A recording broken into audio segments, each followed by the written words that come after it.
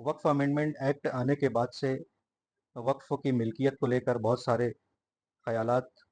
और बहुत सारे इश्कालात जो है वो लोगों के जहन में है। ख़ास तौर से जो नए एक्ट में 6 माह में रजिस्ट्रेशन का कानून आ जाने की वजह से कि अब गवर्नमेंट का क्या मूव होगा, इस ताल्लुक से भी बहुत सारी तशवीश बाकी है। और बेहतर तो ये है कि इस सिलसिले में हिफ्ज़ मा तकद्दुम के तौर पर कह लें या पहले से प्रिपरेशन करने के लिए क्या बातें जहन में रखनी चाहिए और किस तरह तैयारी करनी चाहिए, या नए एक्ट की कार्रवाइयाँ कब शुरू कर दे, ये किसी भी वक्त मुमकिन है। नए वक्फ कानून में मुसलमानों को कोई ख़ास उम्मीद की किरण तो नज़र नहीं आती। 44 अमेंडमेंट किए गए हैं, जिनमें से अभी सुप्रीम कोर्ट ने सिर्फ 3 पर इंटरिम प्रोटेक्शन दिया हुआ है। बकिया बहस और फैसला आने में अभी काफ़ी वक्त लगने का अंदेशा है, जबकि हुकूमत नए कानून पर कब अमल दरामद करने के लिए तैयार हो जाए, इसके लिए हुकूमत की कोशिशें तो जंगी पैमाने पर जारी हैं और बैकग्राउंड में बहुत सारी तैयारियां भी जारी हैं। जहां तक सुप्रीम कोर्ट में पेंडिंग केसेस का सवाल है, इस सिलसिले में बहुत ज़्यादा कमेंट नहीं किया जा सकता और न इस सिलसिले में बहुत ज़्यादा पुरुमीद रहा जा सकता है, क्योंकि ये सारे मुकदमात जो हैं वो कॉन्स्टिट्यूशनल वैलिडिटी पर एक्ट को चैलेंज करते हैं और इस सूरत में पूरे कानून का रद्द होना बहुत मुश्किल होता है। हाँ, ये ज़रूर है कि कुछ रिलीफ मिल जाए या कुछ राहत के असबाब हो जाए, इसलिए जो डेमोक्रेटिक प्रोटेस्ट का सिलसिला जारी है वो भी कमज़ोर नहीं होने देना चाहिए। ये भी डेमोक्रेसी में एक राइट है, जिसके ज़रिए से हुकूमत को वापस से सोच विचार पर मजबूर किया जाए कि वो इस कानून को खुद से ही वापस ले ले। नए वक्फ अमेंडमेंट में अमेंडमेंट नंबर 5 यानी तरमीम नंबर 5, जो पुराने कानून की दफ़ा 3 में इजाफा करके सेक्शन 3B1 के ज़रिए हर वक्फ को एक सेंट्रलाइज्ड यानी मरकज़ी पोर्टल पर तफसीलात दर्ज करने का पाबंद बनाती है, जिसके लिए सिर्फ 6 माह की मुद्दत मुतय्यन की गई है। इस सिलसिले में ट्राइब्यूनल के ज़रिए मज़ीद 6 माह के इजाफे की गुंजाइश है। इस मुद्दत में ट्राइब्यूनल के ज़रिए मज़ीद 6 माह की गुंजाइश सिर्फ उन लोगों के लिए रखी गई है जिनके पास 6 माह में तफसीलात का इंदराज ना कर पाने की कोई माकूल वजह हो, वरना पहली 6 माह की मुद्दत खत्म होते ही उस वक्फ को कानूनी दायरा कार से खारिज कर दिया जाएगा और उसकी कोई हैसियत नहीं रह जाएगी। एक बहुत इंटरेस्टिंग बात यह है कि सुप्रीम कोर्ट में civil writ petition number 1430 of 2019, Rauf Rahim and another versus union of India and others, इसमें सेंट्रल गवर्नमेंट की मिनिस्ट्री ऑफ माइनॉरिटी अफेयर्स के अंडर सेक्रेटरी, इन्होंने एक काउंटर एफिडेविट दाखिल किया था और उसमें कहा था कि वक्फ रिकॉर्ड्स जो हैं वो 98.99 वक्फ रिकॉर्ड्स आर डिजिटाइज्ड, वो ऑलरेडी डिजिटाइज हो चुके हैं। उसके बावजूद फिर इस नए अमेंडमेंट एक्ट में इस तरह का प्रोविज़न रखना और लोगों को परेशान करना या उनकी परेशानी का सबब बनाना, ये बहुत अजीब बात है। सिर्फ 6 महीने में 8,72,870 औकाफ का मरकज़ी पोर्टल पर इंदराज, वो भी वक्फ बोर्ड के ऑफिसरान की बजाय औकाफ के ज़िम्मेदारान के ज़रिए करना है, और ख़ास तौर पर ऐसी सूरत में जबकि वक्फ बोर्ड के पास यानी गवर्नमेंट के पास तकरीबन तमाम दस्तावेज़ात ऑलरेडी मौजूद हैं और मुतवल्लियान की जो वक्फ के जो मुतवल्ली होते हैं, उनकी अक्सरियत उन रिकॉर्ड्स को एक्सेस नहीं कर सकती, वो इससे महरूम है या नावाकिफ़ हैं। इस सूरत हाल में चूँकि सारी ज़िम्मेदारी औकाफ के मुतवल्लियान और उनके ज़िम्मेदारान पर आयद कर दी गई है, इसलिए हुकूमत के इक़दामात पर मुनहसर ना रहते हुए उस 6 माह की मुद्दत में जब भी वो गवर्नमेंट के ज़रिए उसका अनाउंसमेंट हो, उसकी तैयारी करने के लिए वक्फ के इंदराज के लिए जो औकाफ के ज़िम्मेदारान हैं, उनको वक्त से पहले तैयारी में जुट जाना चाहिए। क्योंकि अगर गवर्नमेंट का जब भी नोटिफिकेशन आता है रजिस्ट्रेशन का और उस वक्त से तैयारी शुरू की जाएगी, तो किसी भी बहुत सारे डॉक्यूमेंट्स को हासिल करने में बहुत ज़्यादा वक्त लगता है, इसलिए वक्त से पहले ही तैयारी में जुट जाना चाहिए। अगरचे कि हुकूमत की जानिब से अब तक क्या कागजात की दरकार होगी, इसकी तफसीलात मंजर पर नहीं लाई गई है, मगर एक मोहतात अंदाजे के मुताबिक कुछ तफसीलात की निशानदही की जा सकती है। अब यहाँ एक मालूमाती बात समझना बहुत ज़रूरी है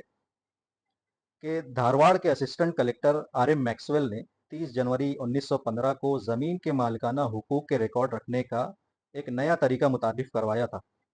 जो तरीका आज भी जारी है। इसीलिए बहुत सारे लोग उसको मैक्सवेल तरीके से भी जानते हैं। इसी की रोशनी में सेटलमेंट कमिश्नर और director of land record FC Hartnell Anderson ने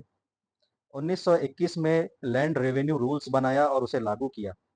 नवंबर 1928 से तमाम अजला में रिकॉर्ड ऑफ राइट दस्तावेजात के फॉर्म तब्दील करके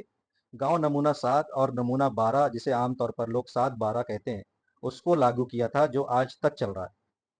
अगर कोई सनद या दस्तावेज मौजूद नहीं होती है तो ऐसी सूरत में तलाठी के पास गांव नमूना 3 में एंट्री करवाते हैं या कलेक्टर ऑफिस में लैंड एलिनेशन रजिस्टर में उसका इंदराज किया जाता है, जो कि बॉम्बे लैंड रेवेन्यू एक्ट 1879 के सेक्शन 53 या Maharashtra land revenue alignment register rules 1967 के तहत उसको रिकॉर्ड किया जाता है। और इस एंट्री को, इस इंदराज को कानूनन मालकाना हुकूक के तौर पर तस्लीम भी किया जाता है। लेकिन ध्यान रखें कि अगर इस रजिस्टर में क्विट रेंट, जिसे जूडी कहा जाता है, इसका इतलाक किया गया है तो इस जमीन को सिर्फ रेवेन्यू ग्रांट माना जाएगा। अगर क्विट रेंट यानी जूडी के इतलाक का इंदराज नहीं है तो उसे सिर्फ सॉइल ग्रांट माना जाएगा, यानी मुकम्मल मालकाना हक, और सिर्फ उसको वक्फ हकीकी तस्लीम किया जाएगा। जबकि रेवेन्यू ग्रांट में मिल्कियत तब्दील नहीं होती, बल्कि उसके मुतालिका ज़मीन की जो आमदनी होती है, सिर्फ इनकम को वक्फ माना जाता है। अब इस सिलसिले में जो डॉक्यूमेंट का अंदाज़ा लगाया जा सकता है कि किस तरह के डॉक्यूमेंट्स की तैयारी करनी चाहिए जो रजिस्ट्रेशन में लगने वाली है या गवर्नमेंट उनकी डिमांड करेगी, उसमें लिस्ट जो है, उसमें सबसे पहले आता है, जहां तक कि मुमकिन हो, वाकिफ जिसने जो ज़मीन वक्फ की है उसकी पूरी तफसीलात, मसलन उसका मुकम्मल नाम, पता, mobile number, email ID, Aadhaar card, शनाख्ती कार्ड वगैरह सब जमा करके रख लें। नंबर 2, वक्फ डीड और वक्फ अलल औलाद है तो तमाम वारिसीन की मुकम्मल तफसीलात भी अपने पास मुहैया कर लें। नंबर 3, मौजूदा मुतवल्लियान या ट्रस्टियान, chief secretary, chief trustee, secretary, खाजिन, खादिम, मुजावर, सज्जादा नशीन, इन सारे लोगों की पूरी तफसीलात, मसलन वही mobile number, email ID, Aadhaar card, शनाख्ती कार्ड, पैन कार्ड, पासबुक वगैरह। वक्फ बोर्ड रजिस्ट्रेशन सर्टिफिकेट हासिल कर लें और हो तो उसे अपने पास महफूज कर लें। वक्फ की किस्म कौन सी है, यानी शिया, सुन्नी, बोरा, आगा खानी वगैरह। साथ ही साथ उसके मकासद यानी ऑब्जेक्टिव्स, किस काम के लिए, उसमें किन किन कामों का इंदराज है, मतलब मसलन मजहबी, खैराती या तिजारती। इसी तरह इस्तेमाल की किस्म, मसलन मस्जिद, मदरसा, कब्रस्तान, इमाम बाड़ा, तकिया, दरगाह, जगह, दुकान, मकान, ज़रई अराज़ी वगैरह। इस ज़िमन में वक्फ बाय यूज़र हो या इनफरादी हो, वक्फ अलल औलाद हो, या जिस भी तरह का वक्फ हो, खिदमत माश का हो, इनाम वगैरह हो, इसकी टाइप ऑफ वक्फ भी मुतय्यन करके अपने पास उसका डॉक्यूमेंट रखें। वक्फ ज़मीन की किस्म, कुल रकबा, अतराफ, उसकी चारों सिमतें यानी मशरिक, मगरिब, शुमाल, जुनूब की तफसील, खाली जगह कितनी है, तामीरात कितनी हैं, तजावुज़ात और तजावुज़ात के ख़िलाफ़ इक़दामात की मुकम्मल तफसील, यानी कितने उस पर अदालती मुकदमात जारी हैं या हो चुके हैं, उन फ़ैसलों की कॉपी अपने पास रखें। सर्टिफ़ाइड कॉपी हासिल करें, अगर अपील हो तो उसके कागजात सर्टिफ़ाइड अपने पास अवेलेबल कर लें। उसके बाद वक्फ की आमदनी की मुकम्मल तफसील, मतलब चंदा, नजराना, किराया, डोनेशंस वगैरह, और अखराजात की मुकम्मल तफसील, मसलन इमाम मुअज्जिन की तनख्वाहें, मुतवल्लियान की तनख्वाह, वकला की फ़ीस, म्यूनसिपल या दीगर सरकारी टैक्सेस वगैरह, बिलखुसूस ऑडिट रिपोर्ट के साथ अपने पास तैयार कर लें। उसके बाद किसी भी गवर्नमेंट वैल्यूअर से मौजूदा वक्फ की पूरी जायदाद की कीमत का एक सर्टिफिकेट लेकर रखना बहुत फ़ायदा मंद होगा, वरना हुकूमत अपने हिसाब से उस लैंड का वैल्यू वक्फ की वैल्यू कम या ज़्यादा समझकर इंदराज कर लेगी।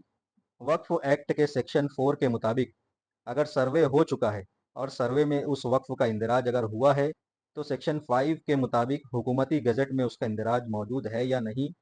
अगर है तो उसकी तफसीलात और गज़ट कॉपी अपने पास अवेलेबल कर लें।